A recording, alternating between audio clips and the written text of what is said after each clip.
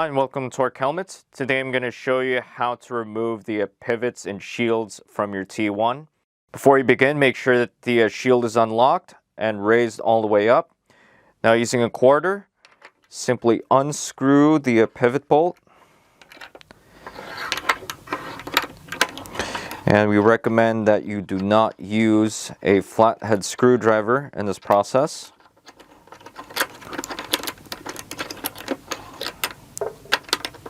Once you have it loose,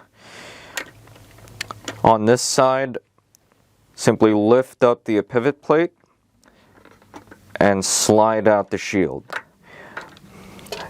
The other side comes off easily. Now to put it all back, simply follow these steps in reverse.